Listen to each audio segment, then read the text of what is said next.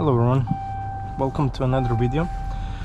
Today we're looking at 2023 Chrysler 300 Touring L.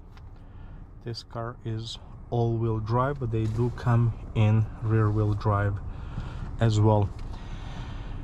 This is the last year for the Chrysler 300 because the company decided to discontinue them and they will focus on electric cars. I don't know what to think about it, but anyway, so we're gonna look at this car from the outside, then we're gonna go inside, and then we're gonna take it for a test drive.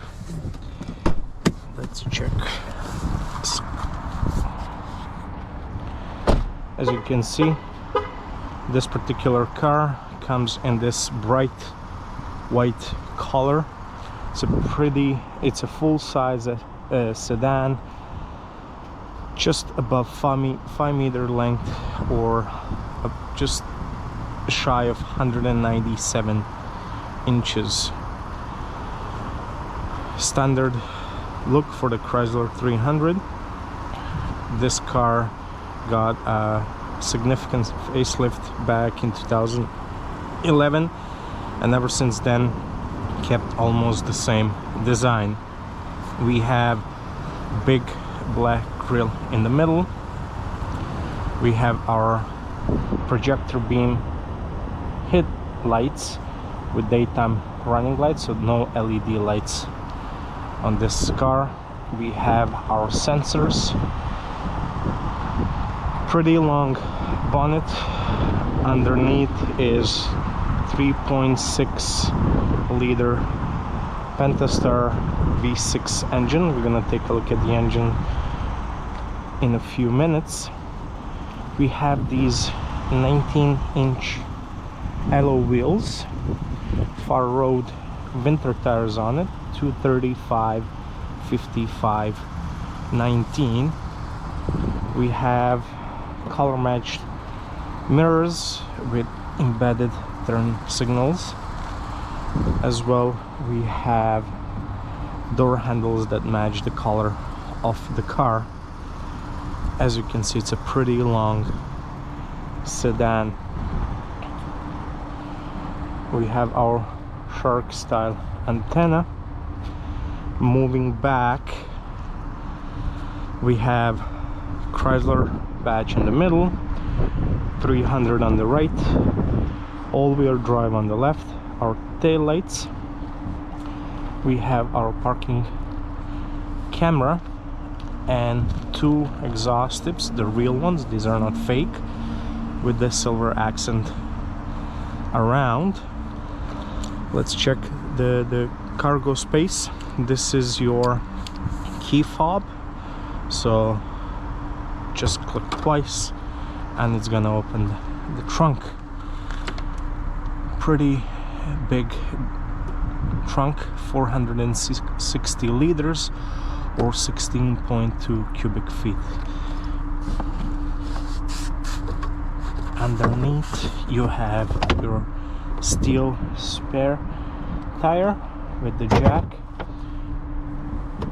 Alpine sound system, which sounds great, some lighting and some hooks here in case you want to tie something down.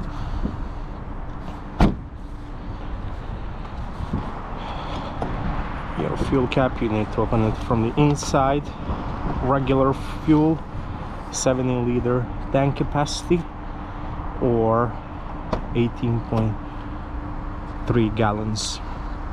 Looking at the back seats, let's check the back door first. Plastic all around with some nice leather padding armrest. You have silver door handle and then this trim that pops out. You have your controls for the windows. Unfortunately, the back windows, they do not go all the way down or all the way up with one click. You have to hold it, but the good thing is that the window is gonna go all the way down. You have your bottle holder here and a little bit of space storage area here. Speaker, let's check the inside.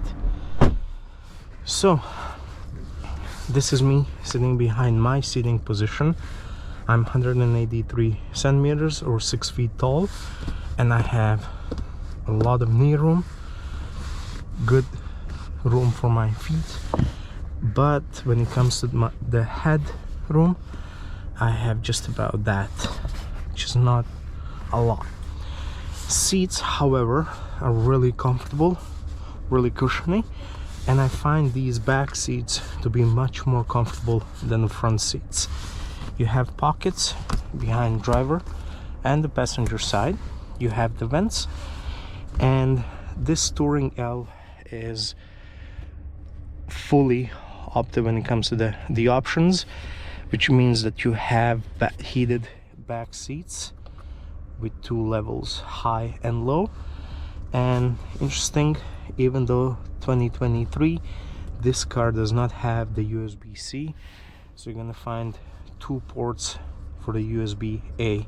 Here you also have this nice armrest with 2 cup holders, and so you can still rest your arm without cups being in your way, which is really nice. Okay, before we jump into driver's seat, let's check the engine.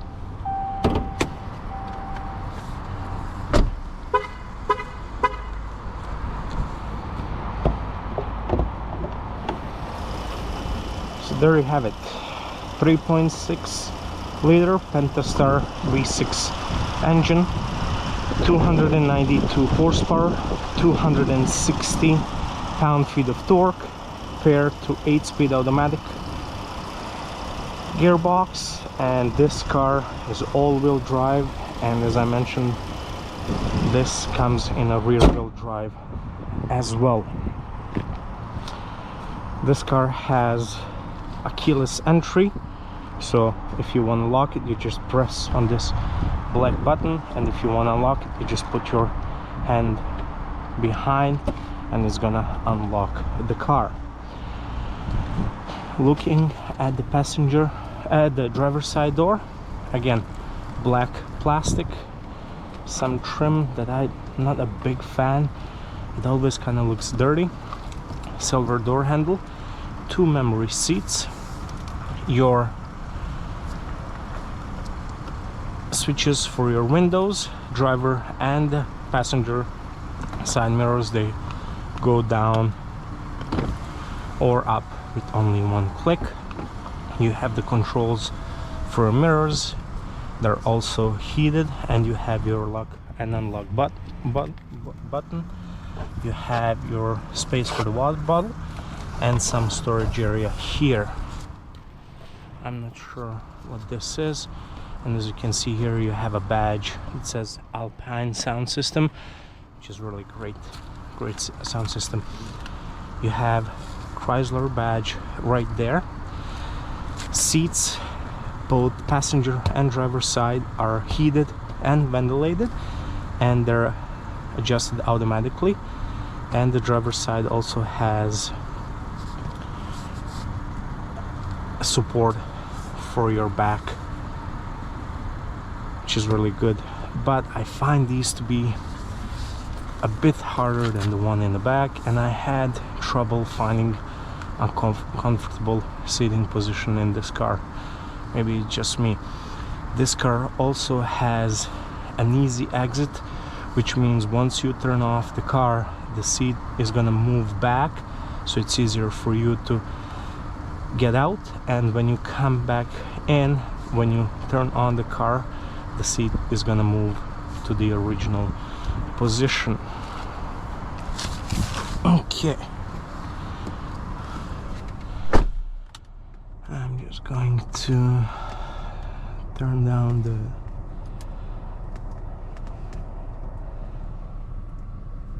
the temperature in the car. Although it's pretty cold outside, it's 0 degrees. I don't want my GoPro to overheat. Okay, so looking at the interior, not a big fan. It's not a high build quality material used here. It's pretty cheap. You have cheap plastic all over this cabin. Not a big fan of the layout. What I do like is this big panoramic sunroof that opens all the way down, and then it opens pretty wide as well. Also, a cool feature is that just by pressing this vent button, it will just open the back side here, so you still have some air coming in. Okay, let's check the glove box. Decent sized glove box, which I like. Here, central console here, you have 8.4 touch display. This car comes with the Apple CarPlay and Android Auto, but they're wired, not wireless. We have this analog clock, which I really like. Moving down, you have your knob for the volume, and also if you wanna change the track, or if you're listening to a radio, you can change the station. You have your lane assist. You can turn it on and off using the button. Your parking sense off, meaning your blind spot monitors, and the traction control. Moving down, this is where it's kind of confusing to me. You have these controls for your AC. You have pretty much everything, and you can control pretty much everything using these buttons, except for the position from where the air is gonna blow. And just because of that, you have a dedicated button on your screen which says climate, that you can go in and now select again the same thing. Sync the fan speed. You want a AC, max AC, and front rear defrosters for your windshields. But you have all of that here except for this, the position from where the air is gonna come out, which is, I don't know, a bit confusing if you ask me. You also have your controls. As I mentioned, this is a fully spec'd Touring L. Front seats, they're heated and ventilated, and you also have a heating steering wheel. And here also you can select whether you want this mirror to dim automatically or not, which is pretty cool. Moving down here, you have a little bit of storage area here with your 12 volt socket. You have your gear selector, styling with this knob. Yeah, I guess okay. You have this space here, which is enough to put your keys so that you don't lose them. As I mentioned when I was showing the doors, I'm not a big fan of the material used here in this design, because this for me kind of always looks dirty. You have two cup holders that you can hide if you want. Your central area here, you have again 12 volt socket with, as I mentioned, two USB-A ports and your aux port as well, with this plastic divider if you want to keep it there. Looking at the steering wheel, leather steering wheel with the controls for your cruise control on the right, and then on the left side you can control this display in the middle. Gauge cluster, you have two analog dials, one for your speed and one for your RPMs, and then you have this display that you can show quite a few options if you want. You have your audio, trip info, fuel economy. When your cruise control is on, you can have that showed here. Vehicle info, all kinds of temperatures, the oil temperature, oil pressure, oil life, all-wheel drive, and as you can see, your mileage. This car did 68,595 kilometers so far. And you also have your speedometer. On the left you have the controls for your lights. They're automatic. You can adjust the brightness of the cluster and also of these lights here. And you have your trunk release button here. You have 3 pedals because one of them is your parking brake. You just push all the way in to activate, and then to disengage you just push again and it's gonna disengage. Before we go on a test drive, I just want to show you a few more things that you can do here with this display. So you can change the units, you can have the metrics or in miles. So in miles it's 42,623 miles. I prefer metrics. Voice, camera, mirrors and wipers. So you have rain sensitive wipers, and the mirrors you can select whether you want your side mirrors to tilt when you put this car in reverse. Doors and locks, you can select what do you want to do when you lock or unlock your car. Seats and comfort, so this is where you can easy exit seats, where you can activate this. So basically when you turn it off, the seat is gonna go back, so it's easier for you to get outside, or if you're coming inside, once you start a car it's gonna bring you to your position. And many more options here. And as I mentioned, this car comes with Apple CarPlay and Android Auto. Okay, let's take this car for a drive. Before we do that, let me just show you the reverse camera. Not a high resolution camera. You have these guidelines that as you're turning your steering wheel, they're gonna show you where this car is gonna go. And as you can see, the mirrors did tilt, so when I put it in drive, they're gonna go to their position. Okay, let's test drive this 2023 Chrysler 300 Touring L all-wheel drive. Ride is pretty comfortable. This car has in my opinion a dual personality. When you're driving it in a city, it's really calm and comfortable, but once you put your foot down, the engine just roars and it accelerates. It's a pretty fast car. As you can see, I'm currently at 60 kilometers per hour and there's no engine noise. A little bit of tire noise, but nothing major. I'm just gonna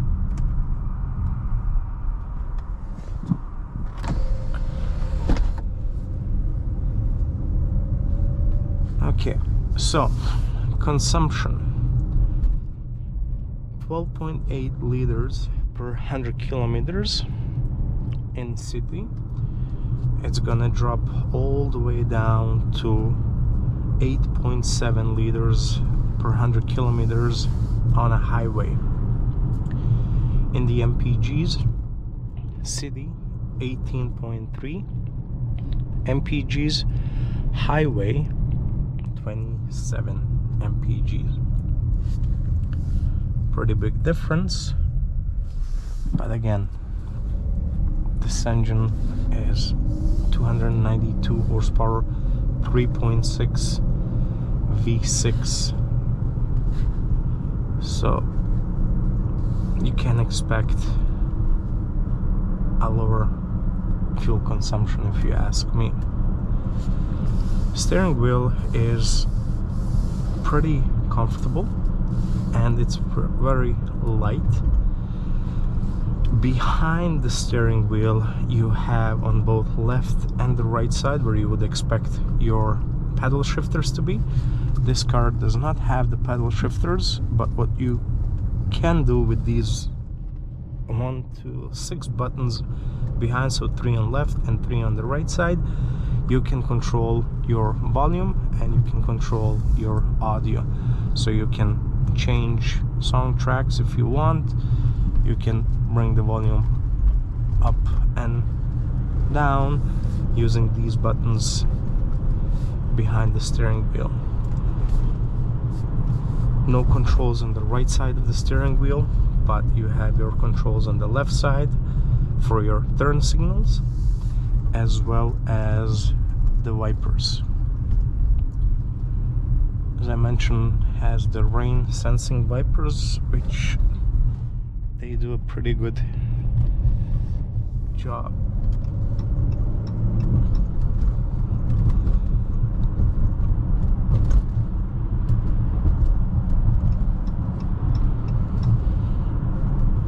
There you have it, 70 kilometers and no noise, nothing. It's really quiet, comfortable. In terms of the ride, again, I find these seats to be on a bit stiffer side, and I had trouble finding a seating position that suits me well. But once you're on a highway, or so you want to merge on a highway, or you want to pass a big semi, or you're in a pickle, you're in a bad situation where you need the power, you need the speed, you need the acceleration, this car has it.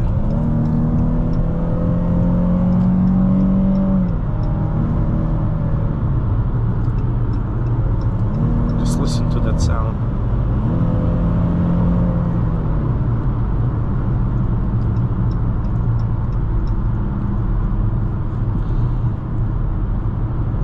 Pretty fast car.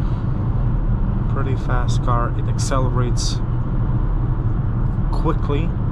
You have a lot of power if you need it, and that's a thing that I like about this car. The engine, speed, and the power you get. Inside, material quality, not the best. There's a lot of rattling. I don't know if you can hear it, especially when, like, this is a central console. Just, you know, you put your arm on it, it's gonna squeak. There's a lot of, especially when you're driving over a rough patch or going over some potholes, there's a lot of noise coming from the back. I was trying to figure out from where. Is it the seats or something else? I don't know if the camera is gonna pick it up, but there's a lot of squeaking noise in this cabin. Not the best build, and that's surprising because the MSRP for this car, new, is 55,000 Canadian dollars. As I mentioned, this car has quite few options, which brings the price to about 58,000 Canadian dollars. It's fully loaded, right? You have your sunroof, you have your heated and ventilated seats, you have the memory seats, you have bad camera. I would expect a high resolution camera for that kind of money. At this mileage, you can expect to pay around 37,000 Canadian dollars with 70k on the odometer. But I would expect for that kind of money to have a better build quality, which in this case it's not. It's really not. It feels cheap inside. The only thing that kind of brings the feel of this cabin are these Napa leather seats and the steering wheel, the way that the steering wheel feels. No USB-Cs, so you have to use the USB-A, which again is not the end of the world, but it would be nice to have latest technology for 2023 model.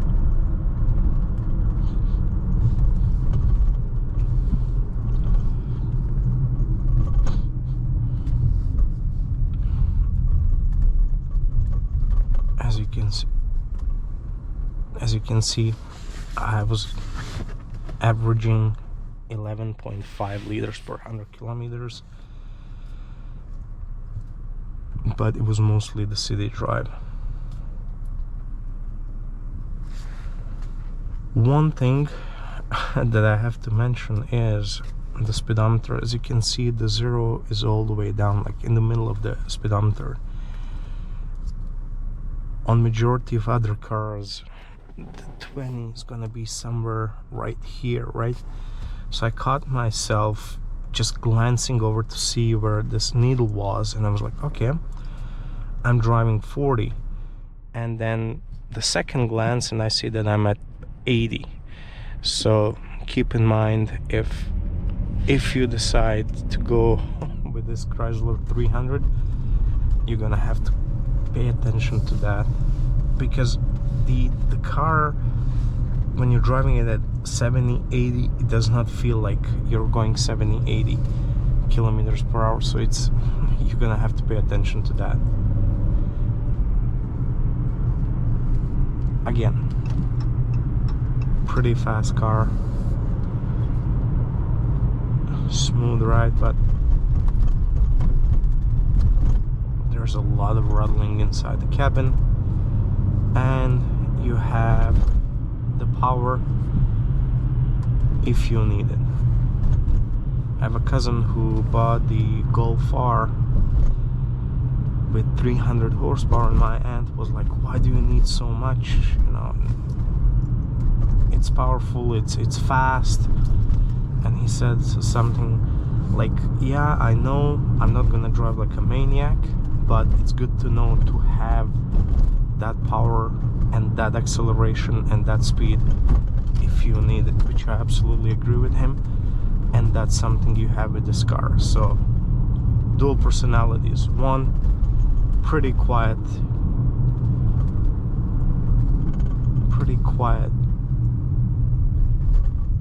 okay, what are we doing here?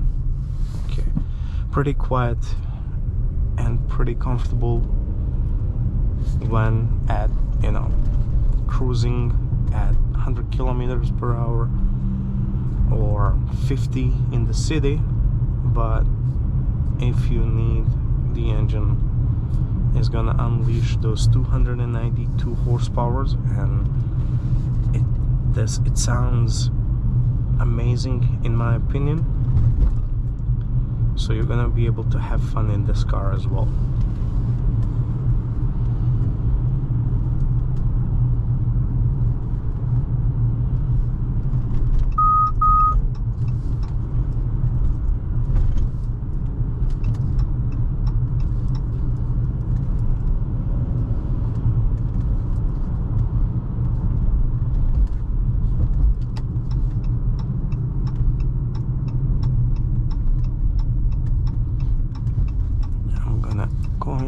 Parking lot here.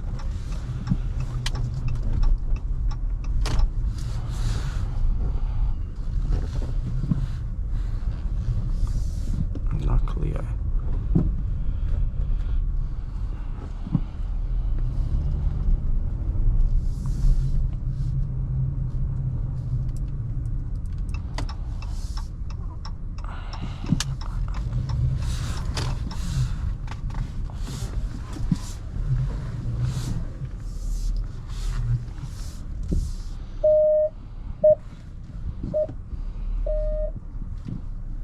What I do not like about these tilting mirrors is that they tilt all the way down to the line, so you don't have pretty good visibility when it comes to the back of your car, how close you are to the car next to you. So there you have it. You put it in park and then you push this to engage the parking brake. There you have it, guys.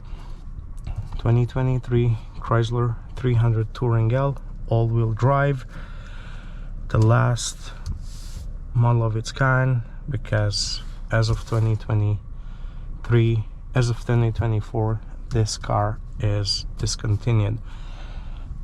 Powerful engine, really quick car, stable, fun to drive, but the interior is not the best quality. A lot of rattling, a lot of cheap plastic and cheap materials. Do not like this because it kind of always looks dirty, but overall a decent car. Is it worth $55,000? In my opinion, no, but again, you guys will decide what you prefer or not. Thank you for watching this video. If you do like it, please consider liking and subscribing to the channel. It's gonna help me a lot. Thank you, and see you in the next video.